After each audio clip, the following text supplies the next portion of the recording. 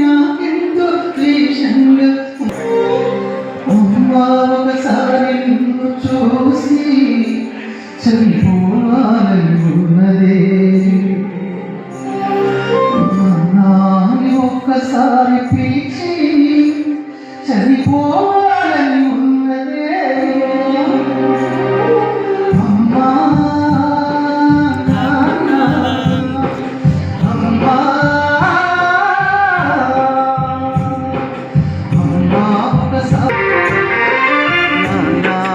ఒక్కసారి పిలిచి కనుమూయాలని ఉన్నదే.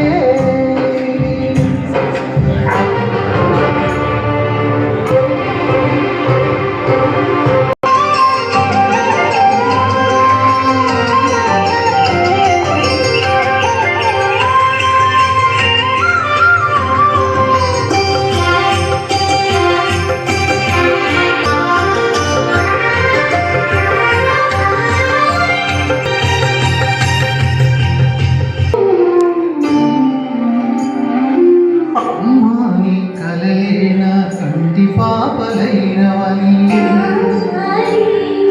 నీ ప్రాణం పనం పెట్టిన అందమైన దేహమని బిడ్డ బ్రతుకు దీపానికి తెలియనైతే తల్లి చేసిన జులాయిని కన్న పేరు ముడిని చెంది వేసిన జులాయిని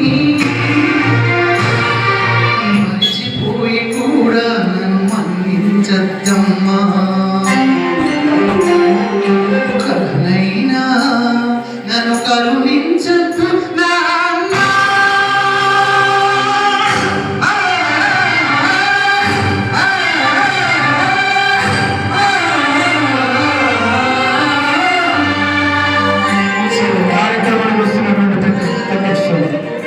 సో ఈనాటి నేషనల్ మీట్ కార్యక్రమం వస్తున్నటువంటి పిల్లలు శ్రీధర్ సార్ గారికి జగిత్యాల జిల్లా హ్యూమన్ రైట్ అసోసియేషన్ పక్షాన హృదయపూర్వక స్వాగత సుమాంజలు తెలియజేస్తున్నాం. అదే జాతీయ అంతర్జాతీయ మానవ హక్కుల దినోత్సవాన్ని పురస్కరించుకొని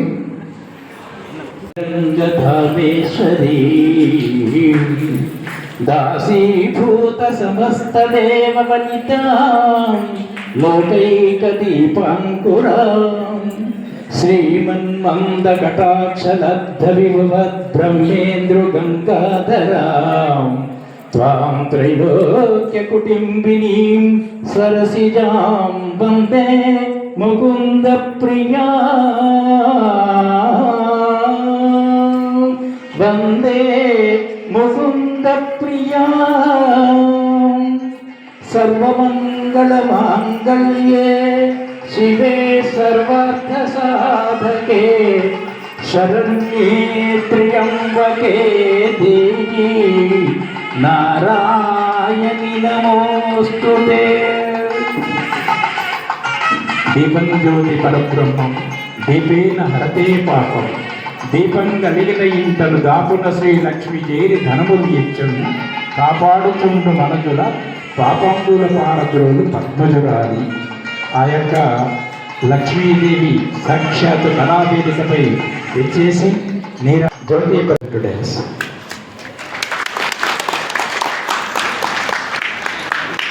మానవ హక్కుల మండలి national human rights council NGO పక్షాన ఇంటర్నేషనల్ హ్యూమన్ రైట్స్ డే సందర్భంగా ఈ సమావేశం మా ఎన్జిఓ తరఫున ఆర్గనైజర్ చేయబడ్డది. దానికి గాను మనము ముఖ్య అతిథులుగా గౌరవనీయులు పూజ్యులు విద్యావేత్త మన జాతీయ సమాచార హక్కు చట్టం కమిషనర్గా పనిచేసినటువంటి మడుపు శ్రీధర్ సార్ గారికి మేము ప్రత్యేక ధన్యవాదాలు తెలుపుతూ వారి ఆశీస్సులు మాకు ఉండాలని కోరుతున్నాం. ఎందుకంటే వారికి ఉన్నటువంటి రికార్డ్ ట్రాక్ చాలా పెద్దది. మనం చాలా చిన్న వ్యక్తులం. ఈ వేదిక ఈ ఎన్జిఓ అనేది సార్ దృష్టిలో చాలా చిన్న వేదిక అయినా మాకున్నటువంటి మొదటి నుండి సార్తో మాకున్నటువంటి సంబంధాలు వారితో మాకు గతంలో కొన్ని సంస్థలకు మేము సార్ను ఇన్వైట్ చేయడం జరిగింది. దాన్ని దృష్టిలో పెట్టుకొని మా ఉన్నటువంటి అభిమానంతో వచ్చినందుకు వారికి ప్రత్యేకంగా నా తరఫున మరియు మా ఎన్జిఓ ఆర్గనైజేషన్ 2 రాష్ట్రాల ఎన్జిఓ ఆర్గనైజేషన్ సభ్యులందరి తరఫున నేను కృతజ్ఞతలు తెలియజేస్తున్నాను. పెద్దలు బార్ అసోసియేషన్ ప్రెసిడెంట్ లక్ష్మారెడ్డి గారు, భాస్కర్ రెడ్డి గారు, రిటైర్డ్ ఎంప్లాయీస్ మరియు మరి నా సభ్యులు అందరికీ పేరు పేరున కృతజ్ఞతలు. ఈరోజు ఈ కార్యక్రమం చేయడానికి కారణం అంతర్జాతీయ మానవ హక్కుల దినోత్సవం సందర్భంగా ఈ కార్యక్రమాన్ని మనము ఒక వినూతనంగా చేయాలనే ఆలోచనతోటి మా సభ్యులు సుమారు మాకు రాష్ట్రంలో మేము ఏప్రిల్ నెలలో ఈ రోజుకు 5 నెలలు అవుతుంది మేము సంస్థ నిర్మాణం చేసి. ఈ రోజుకు కరెక్ట్ 5 months ఈ రోజుకు. దాని సందర్భంగా సమావేశం అనుకోవచ్చు. మాది మొట్టమొదటి ప్రథమ నేషనల్ సమావేశం.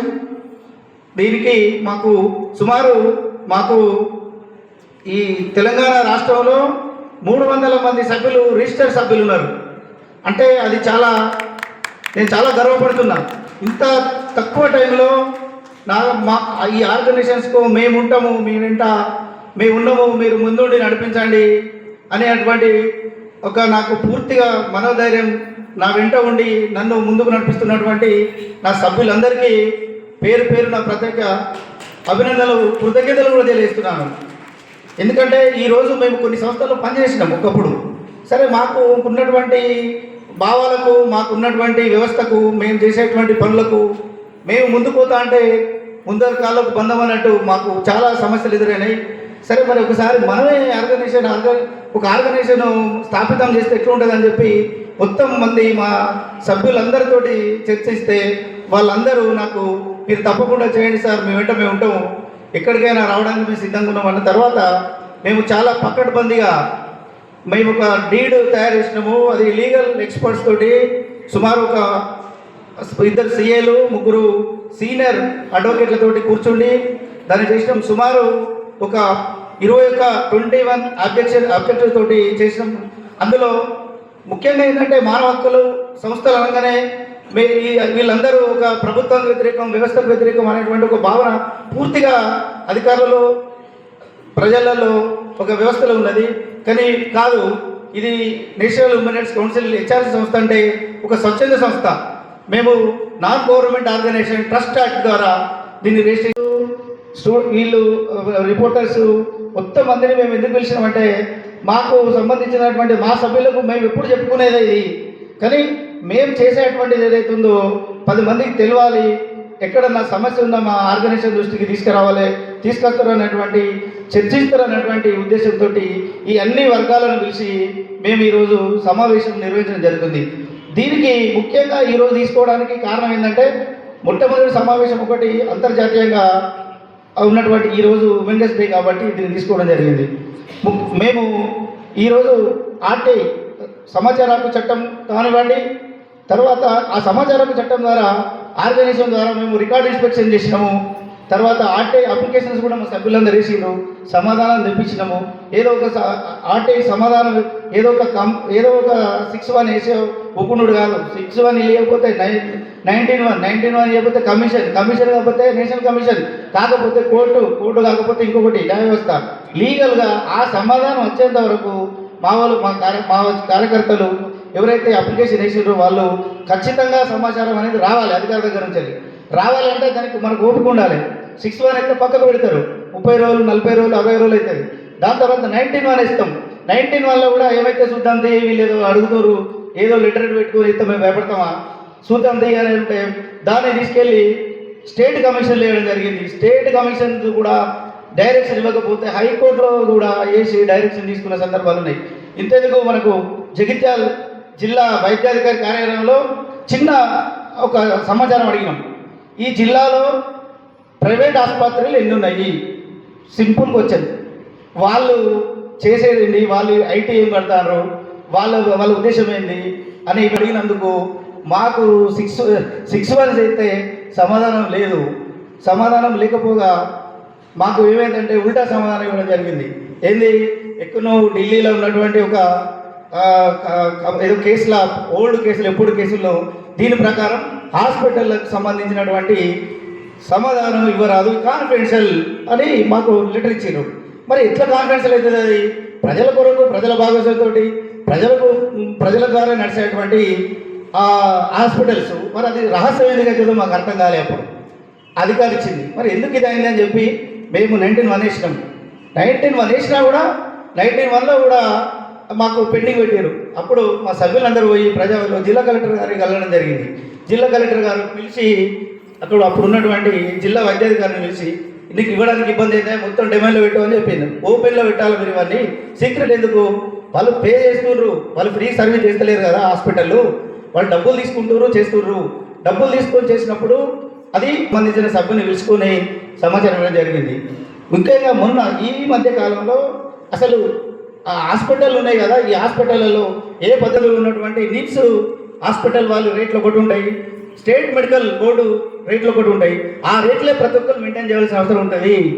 జగిత్యాల్లో ఒక రేటు, కరీంనగర్లో ఒక రేటు, హైదరాబాద్లో ఒక రేటు అనేది ఎక్కడ కూడా ఉండదు. కామన్గా ఒకటే రేటు ఉంటుంది. అది నిమ్స్. ఎందుకంటే ఒక ప్రభుత్వ ఉద్యోగులు కానీ, ఈ సీఎం రిలీఫ్ ఫండ్ వాళ్ళు కానీ మనము అప్లికేషన్ ఫార్వర్డ్ చేస్తాం గవర్నమెంట్కి, పంపితే ఇక్కడ ఉన్నటువంటి వాళ్ళు 1 లక్ష రూపాయలు బిల్ వేసి పంపితే వాళ్ళ రేటు ప్రకారం అది 30,000 వస్తుంది. అది దానికి సంబంధించింది మీరు ఎట్లా చూస్తున్నారు అంటే, సరే అది ఇప్పుడు మేము మా అప్లికేషన్ పెండింగ్ ఉంది అక్కడ, దాని మీద కూడా మరి వాళ్ళు ఏం సమాధానం ఇస్తారేందో. అంటే ఒక క్వశ్చన్ చేస్తే 100 సమస్యలు బయటకు వస్తున్నాయి. సరే ఇప్పుడు మేమేదో ఉన్న నలుగురమో 10 మందిమో చేస్తే సమస్య ఏదేదో బాగుపడుతుందని కాదు, కానీ మేము ఇక్కడ ఉన్నటువంటి సభ్యులను, మా సభ్యులు, ఇక్కడ వీరు వచ్చిన వాళ్ళు ఒక చర్చించి ఒక ప్రశ్నించే తత్వం రావాలి. అది ఇప్పుడు ఈ మీరు ఇచ్చిన ఐడి కార్డులో ఏముంటుందంటే, నేను మానవ హక్కుల కమిటీ అధికారిని అనే మాట వస్తుంది.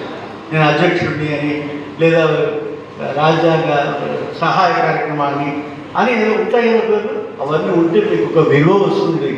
ఆ విలువ వస్తే మీరు హక్కుల గురించి అడిగే యూనివర్సిటీ 10th లెవెల్ స్కూల్ చదువుతున్న అమ్మాయి అడిగింది. ఇప్పుడు మా బడికి పోయే దారిలో ఒక చెత్త కుండీ ఉంది. ఈ చెత్త కుండీ ఎన్నిసార్లు నింపుతారు, ఎన్నిసార్లు తీసేస్తారు, అసలు నింపకుండా నింపి అట్లాగే వదిలిస్తారా, దానికి ఎవరు జవాబిస్తారు అని అడిగాడు. ఎంత గొప్ప చిన్న ప్రశ్న అండి. గొప్ప ప్రశ్న, పెద్ద ప్రశ్న, చిన్న ప్రశ్న, పనికిరాని ప్రశ్న. మొత్తం ఆ చిన్న పాప అడిగినందుకు, ఆ 10వ తరగతి చదివే ఒక చిన్న అమ్మాయి అడిగినందుకు మొత్తం అక్కడ ఉన్న అధికారులందరూ జవాబు ఇవ్వాల్సిన అవసరం వచ్చింది. ఎంత అవసరం వచ్చింది? ఏమిచ్చారండి? ఏమిటి జవాబు? ఏమిటి వాళ్ళు ఇచ్చింది? ఆ జవాబు ఏమిటంటే, అక్కడ ఉన్న చెత్త అంతా తీసేశారు. ఏమి జవాబు అంటే నాకు కావాల్సింది? ఉత్తరానికి జవాబు కాదు కావాల్సింది. నేను జవాబు పేరుతో జవాబు కావాలని నేను అడుగుతూ ఉంటే మీరు నాకు ఇచ్చిన సమస్యకు పరిష్కారం చెప్తున్నారు. ఇది హక్కు లేక ఇది మానవ హక్క? ఇది రాజ్యాంగ హక్క? ఇది ఏం హక్కు? ఇది క్వశ్చన్ మనం మాట్లాడుకోవాలి. ఇప్పుడు పెద్దవాళ్ళంతా చెప్పారు రాజ్యాంగ హక్కులు అన్నారు. మరి మనకు రాజ్యాంగం ఎప్పుడు వచ్చింది? 1950 నాడు వచ్చింది. మరి 1950 ముందు ఏం జరిగింది? మన హక్కులు లేవా? మనకు రాజ్యాంగం లేదు కదా, అప్పుడు ఏముంది? మరి అప్పుడు మనకి ఏముందంటే 1948లో ఏమైంది మిత్రమా వినాలి. 1948లో ఏమైంది? మానవ హక్కుల రాజ్యాంగం వచ్చింది, మానవ హక్కుల ప్రకటన వచ్చింది. మానవ హక్కుల ప్రకటనకు ముందే ఉంది మనకి కనీసం స్వాతంత్రం కూడా లేదు. ఎప్పుడు వచ్చింది స్వాతంత్రం? 1947 వచ్చింది. అప్పుడు ఈ హక్కు ఎట్లా వచ్చింది? పోతున్నట్టుగా ఉంది. సార్ నేను ఇట్లా మాట్లాడలేకపోతున్నాను సార్, నన్ను క్షమించండి సార్, నేను తప్పు చేశాను సార్. ఏ తప్పు చేశావమ్మా? అసలు ఏం మాట్లాడలేమో తెలియదు. లేదు సార్ నేను సింపుల్ అదేంటి స్లీపింగ్ అవి ఏమంటారు తాగేది మందు స్లీపింగ్ టాబ్లెట్స్ తీసుకున్నాను సార్. ఇది 3 తాగాను సార్, 3 వేసుకున్నాను సార్. చేతిలో ఇంకా 2 ఉన్నాయి సార్. అంటే ముందు ఆ చేతిలో ఉన్న 3 టాబ్లెట్స్ ఇక్కడ వారి పక్కన ఉన్న కిటికీలోంచి బయట వారి చేతిలో ఇంకా ఏమున్నా స్నానం చేయకుండా అప్పుడే అట్లే బట్టలు వేసుకొని వస్తే బాగుంటుందా అని భయపడి నేను భయం వచ్చేస్తున్నా.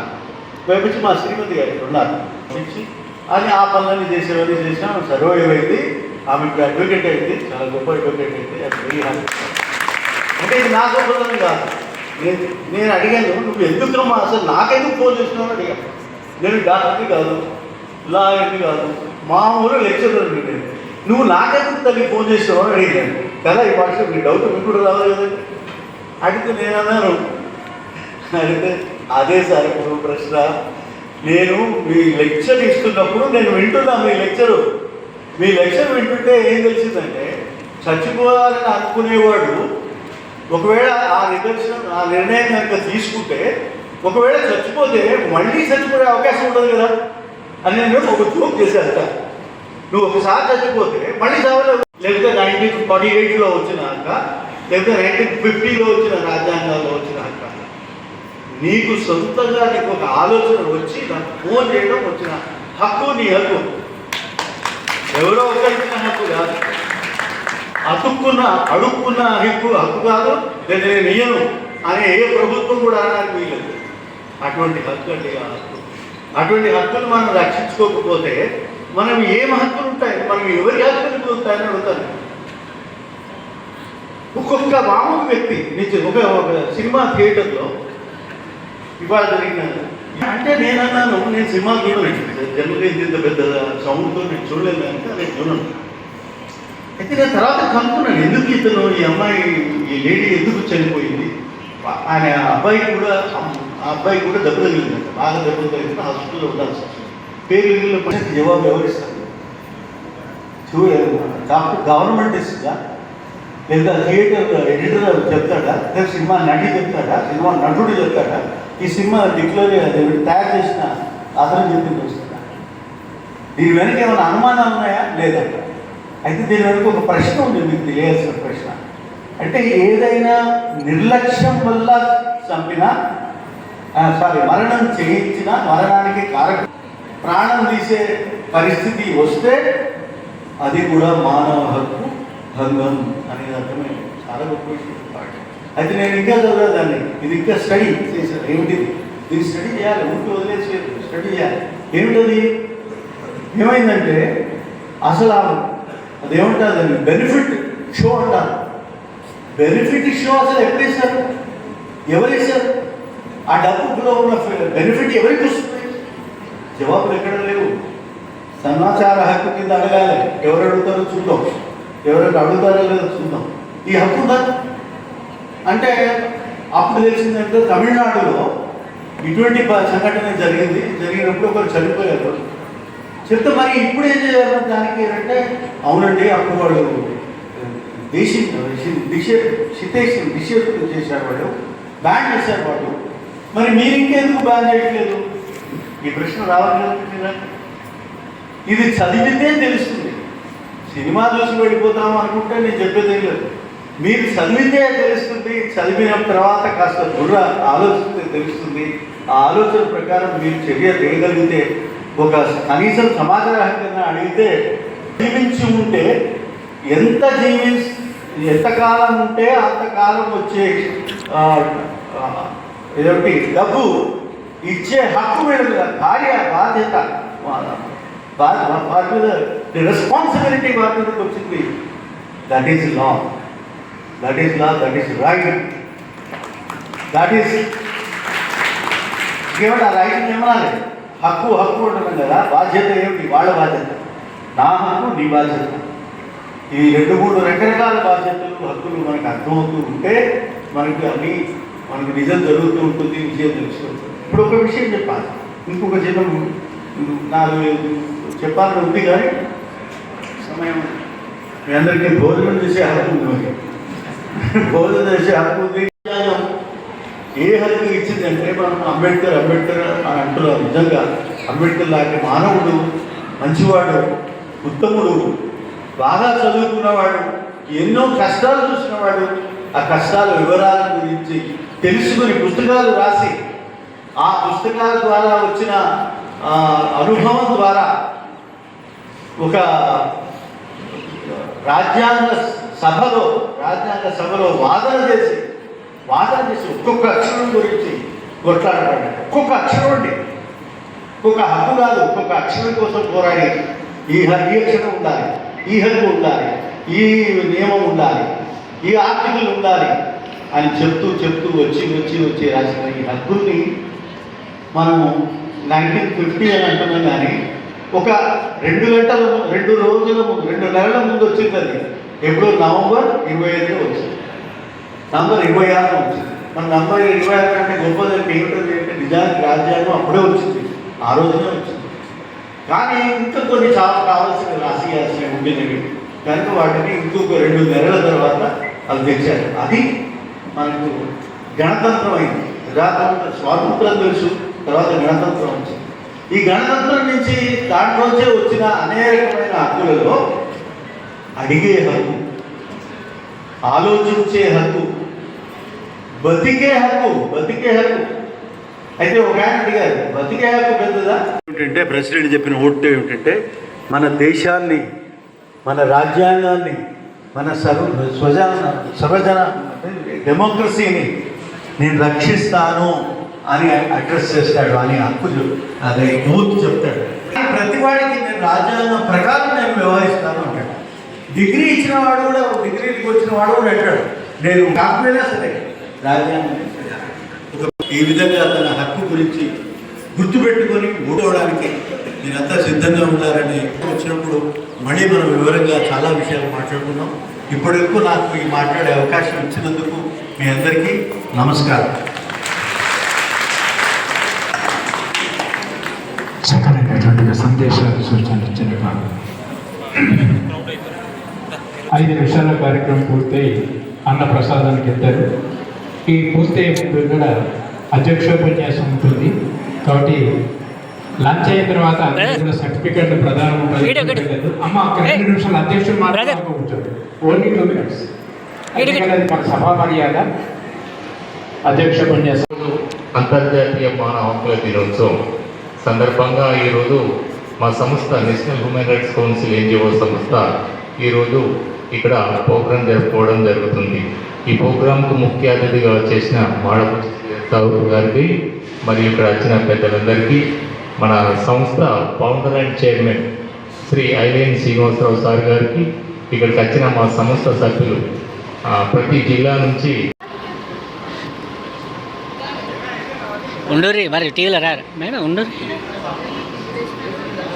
అద్దా మీ టీవీలో రావద్దా?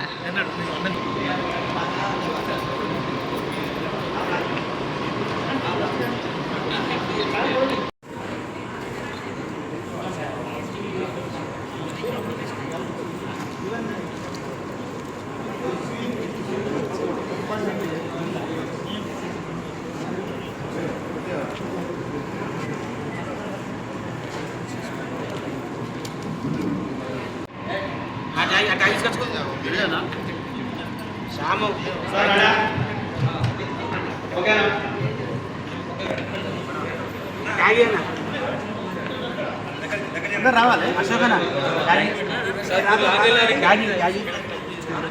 రాతో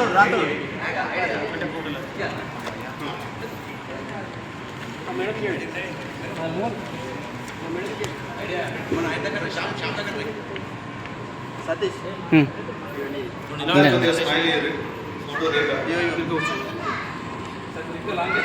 ఖచ్చితంగా మన దాంట్లో రిజిస్ట్రేషన్ అయిన ప్రతి సభ్యుడు ఈరోజు హాజరవడం జరిగింది. మనము చాలా గ్రేట్ మన ఆర్గనైజేషన్కు అందరికీ ఇది నేషనల్ అంకితం. గట్టి కొట్టండి.